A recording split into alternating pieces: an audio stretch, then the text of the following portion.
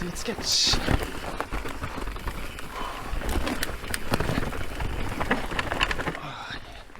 Hvordan er det til oppvarming? Hei, hei.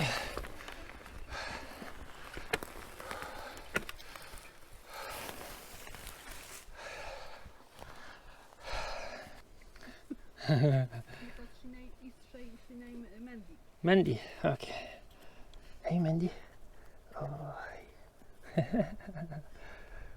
Bye, bye.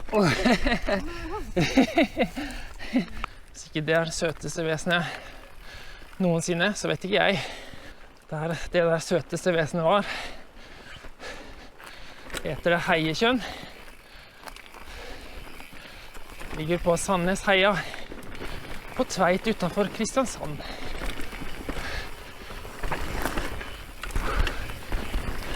Heiekjønn er det et av de fineste stedene jeg har vært. Så sinnssykt idyllisk med det vannet og den bålplassen. Oi, sånn. Og nå sykler jeg en liten loop som går rundt Heiekjønn.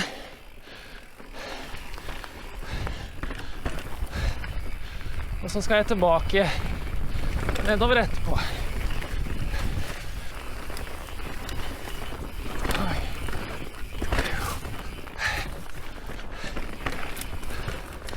Når jeg holder litt fart, så er det bedre flyt enn man skulle tro.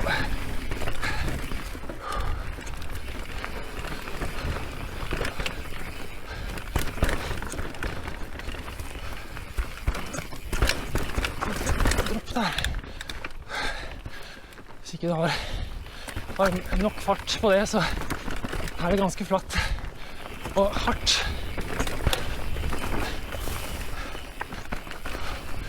Oi, ja. Barnål sier ja. Ikke mye som slår det.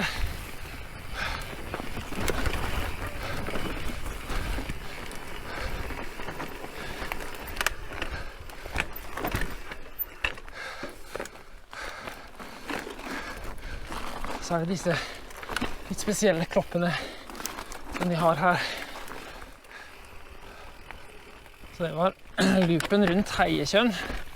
Og nå skal jeg ned til Gurikjønn og tilbake. Før jeg sykler ned til flyvraket, og så ned til Solsletta igjen.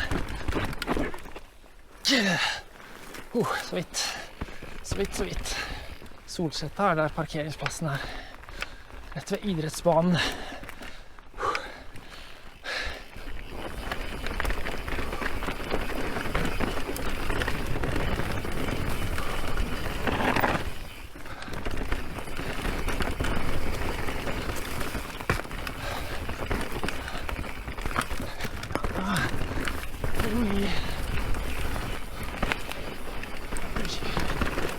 Here we go.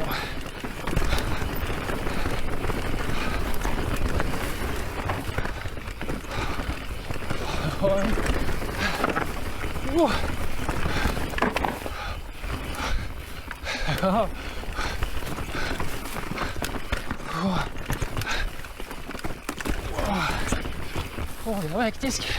Plutselig. Litt vått. Det var bra.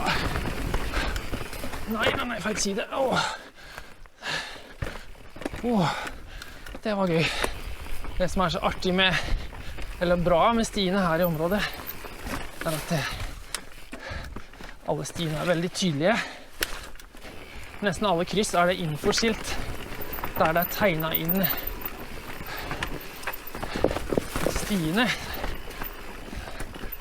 Sånn at man kan følge en rute, hvis man vil det. Ja. Så det er jo umulig å gå seg vill her hvis man holder seg på stien. Eller sykle seg vill om du vil.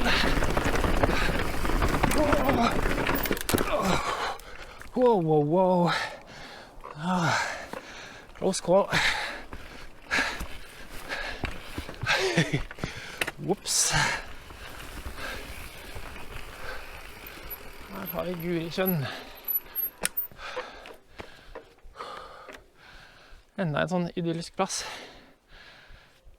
Her tror jeg det er langt mer badevennlig enn oppe på Heiekjønn.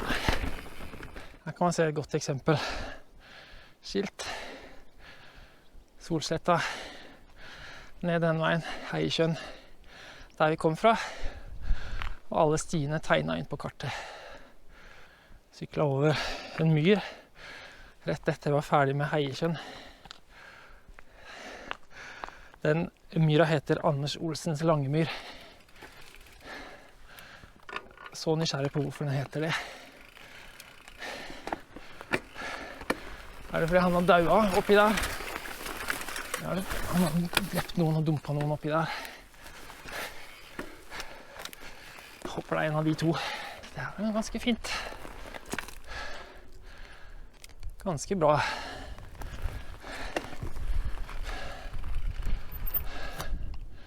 Da er det Walk of Shame tilbake opp til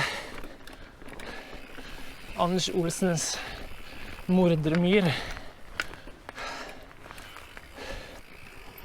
Så jeg håper denne ruller. Det gjorde den jo så vidt det var.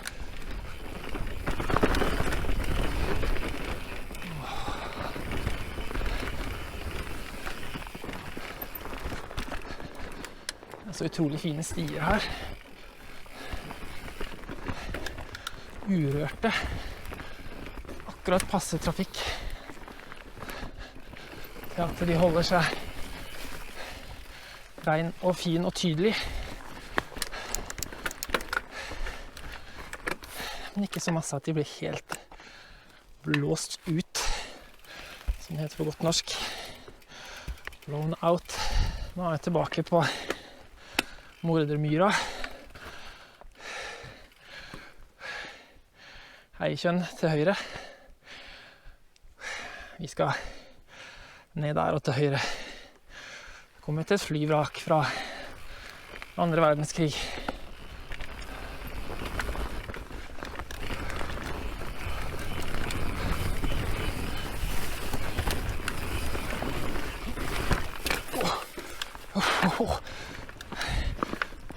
Begynner å få litt luft i fordekket. Det spratt ikke sånn som jeg hadde forventet. Jeg tror jeg må skifte ventil. Av og til så lekker det sakte ut fra. Av og til gjør det det ikke. Åh. Nå er det her, ja. Åh. Plutselig bratt.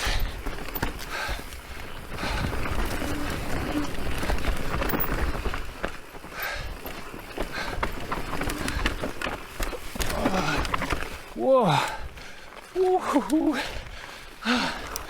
Det er nydelig. Det er herlig. Jeg blir så glad. Jeg liker med terrengsykling er at det er så, hva skal man si, det er så utrolig gøy, det er så utrolig bra.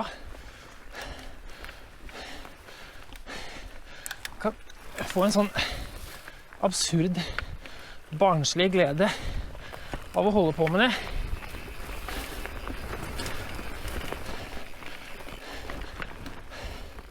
Jeg tror ikke det er veldig mange andre ting som kan gjøre det på samme måte som terrengsykling. Man kommer seg ut i naturen. Man får fart. Man får adrenalin. Man får muligheten til å, eller man må konsentrere seg. Man får et avbrekk fra hverdagen, ting man tenker på grunn av konsentrasjonen. Får man masse trening som er bra for alt her i livet. Jeg ser, jeg må ned og kikke på flyvraket. Andre verdenskrig. Det er ikke mye igjen av det nå.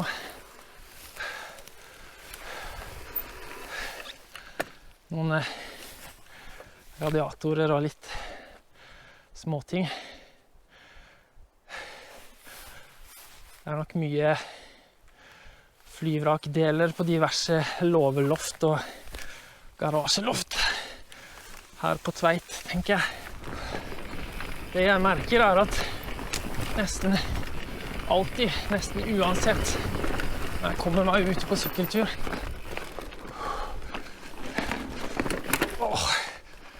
feil spor, nesten uansett hvordan dagen har vært på forhånd, så får man en sånn slags reset.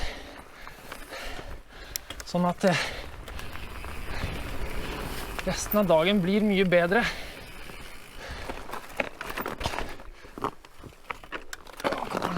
Kom an.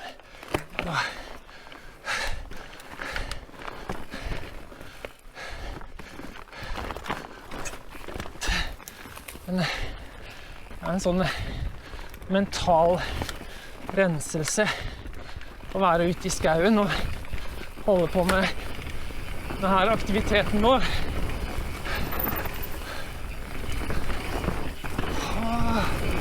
Oi!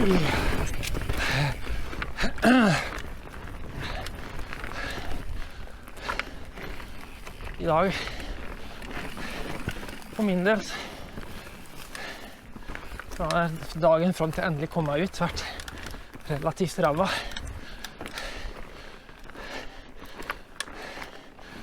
Men det skal liksom ikke så lang tid til ute på sykkel før man har glemt det, og før man får litt sånn nullstilling av hode og sjel.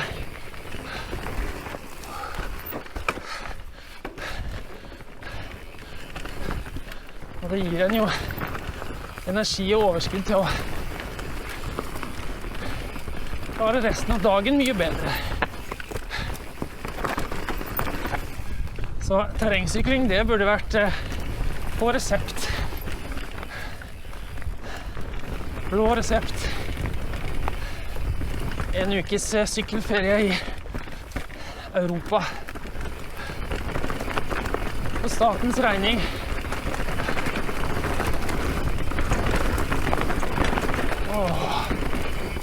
Så nydelig.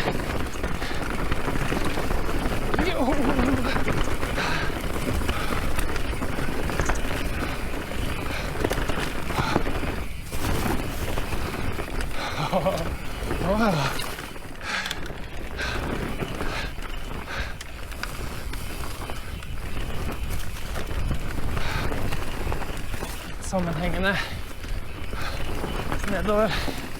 Det er ikke feil. Det er litt for seift. Det gikk.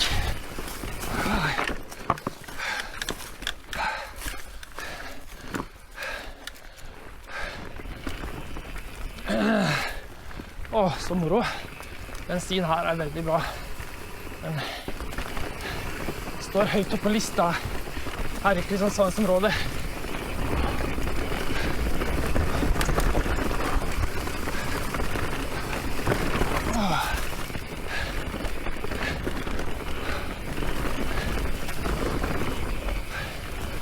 Nå skal jo faktisk jeg på en ukes sykkelferie i Europa i høst.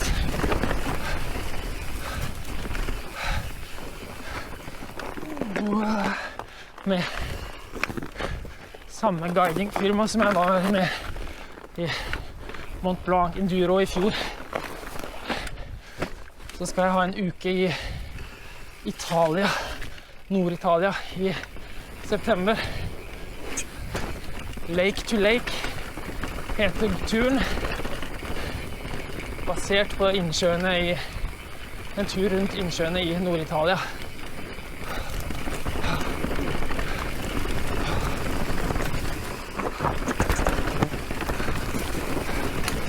Wow. Det gleder jeg meg vanvittig til. Det er en tur som er langt mer avansert og krevende enn den jeg var på i fjor. Krevende terreng, krevende underlag. Det er masse mer stein, masse steinete stier, og høyt opp på fjellet, og langt bak i ingenmannsland.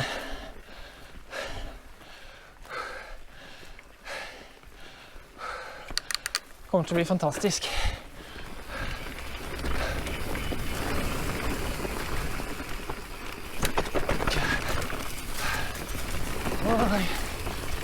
Au!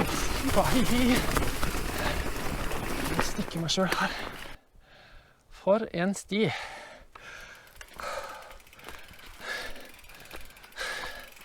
Den har litt av hvert den stien her. Stein. Merkelige vinkler. Off-camber. Barnåler. En sketchy treverk. Helt perfekt. Her har vi desserten.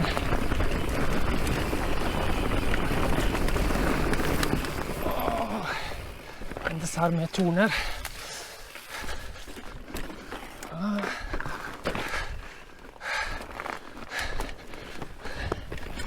Ikke noe relativt greit.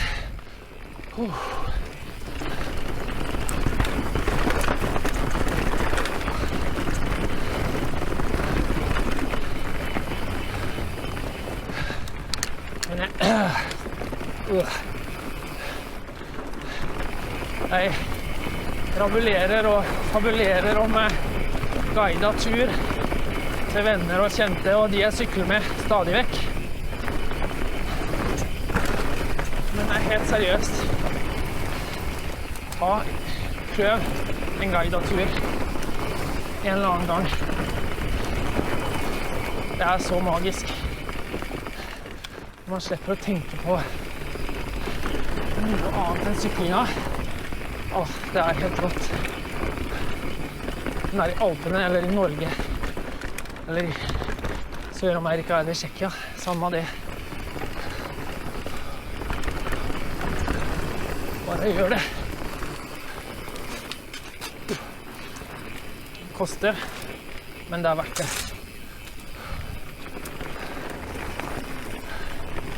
Og der har vi ned blant folk, så da er det bare å tie stilt. Takk for turen.